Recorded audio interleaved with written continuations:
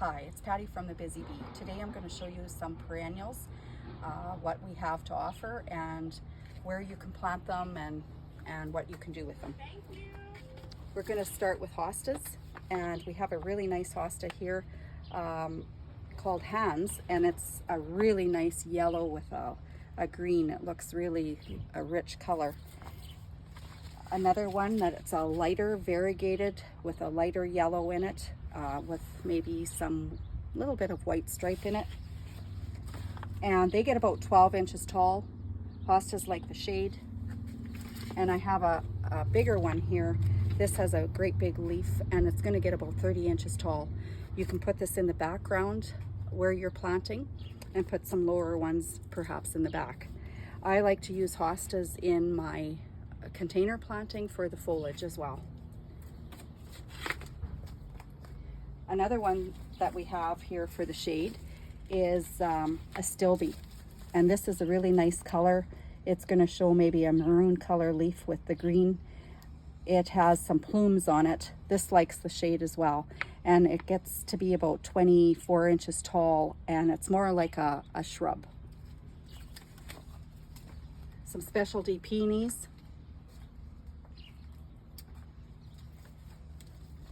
Another one for the shade is Lagaria.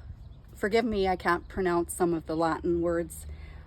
This is deer resistant, and it has really nice bronzy color leaf with a burgundy undertone and a yellow leaf. And these get about 24 inches tall.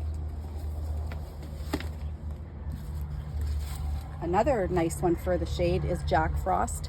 It has a variegated leaf, and that gets about the same height, about the 24 inches tall for the shade. Deer resistant as well. There's some Gaillardia, a blanket flower, and that is blooming really pretty. That gets 12 inches tall, and it likes full sun to part shade. There's English daisies.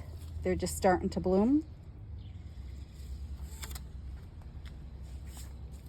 This is a phlox. This here is a limey green with some pink in it. It'll get about 18 inches tall for the sun. Russian sage. It's a nice bright purple.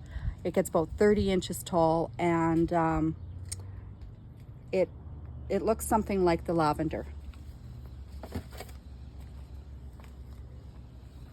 Penstemon.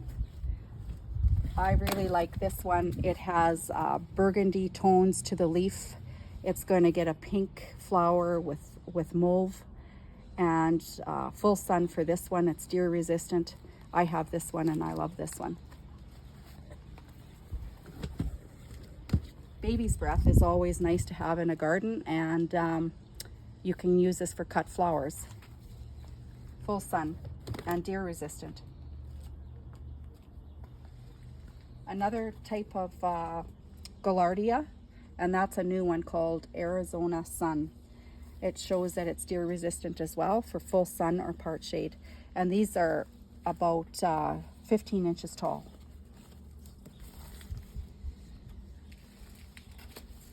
This is the old-fashioned bleeding heart. I'm sure everybody's familiar with that one.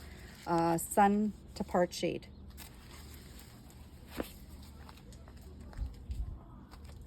The lupins, they're a very pretty flower, my favorite, and deer resistant. The butterflies like it, hummingbirds like it. There's hollyhocks, and we have some dahlias that are just ready to bloom, and I had these ones last year, and these are really pretty. You have to pull the bulb in the fall. We have the double oriental lilies. These ones are nice to cut for cut flowers as well, and they're very fragrant. We have the Asiatic lilies. They're a little smaller of a lily, but some of the colors are gorgeous.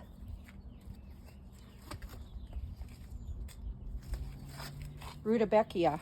It's a coneflower and it represents the black-eyed Susan. And I think that one gets about 15 inches tall. Balm. This is a new color. It looks really nice. It's a raspberry, and they're just starting to bloom here, and they're really fragrant. They smell really nice. Lady's Mantle. It gets a yellow flower on it, full sun to part shade, about 15 inches tall. We have some really, really nice heuchera or coral bells, and I like to use these in some of my container planting for foliage. And this is a maroon colored one.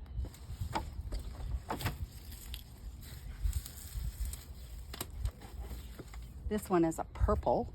This one looks really pretty. There's also a lime marmalade. It's more limey, peachy maybe. And then the lime.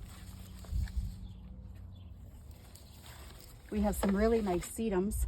Some of the taller ones, they are about 15 to 18 inches tall. And I really like those because they get a real full double cluster of a flower on there that looks almost like a big dill head. Very, very showy, full sun to part shade. This color here gets a burgundy leaf. The Autumn Fire is more on the pinky tones.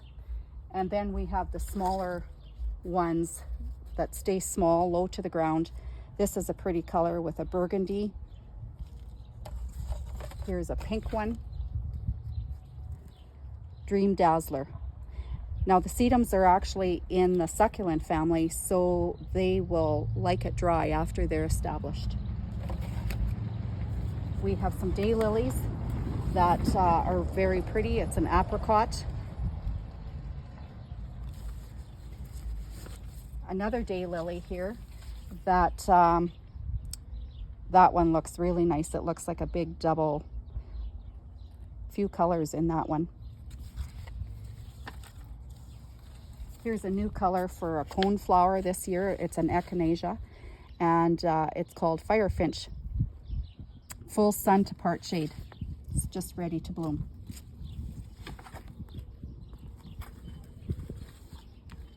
There is Chantilly lace. This is more of a shrub type, almost similar to the astilbe, and it gets plumes on top. And this one here, it says sun or shade. I see I also have another daylily here. This is called Rosy Returns, and that's a new color as well. It looks really nice.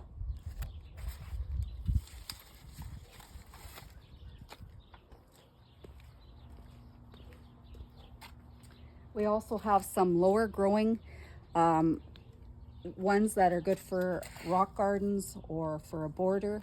This one is Saxiphalia, and it has small, delicate, pretty little flowers on it. The Creeping Phlox has fern-like foliage, and it has nice flowers. They bloom from early spring to August. This is a soapwort. This is low to the ground as well. It's good for rock gardens or borders. We have yellow carnations, full sun to part shade, and they get about 15 inches tall. This one here is a new phlox, and it's called Coral Flame, full sun to part shade, and this one is a little bit taller, 18 inches by 18 wide, full sun to part shade. Now that gives you a little bit of an idea what we have here at the greenhouse, and I've put on a last minute special for the long weekend in May, 15% off for Saturday, Sunday, Monday.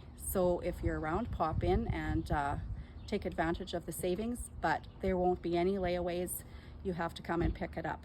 and that excludes the grasses and the vines. That's not included. So stop by on the weekend and take advantage of the savings. See you later.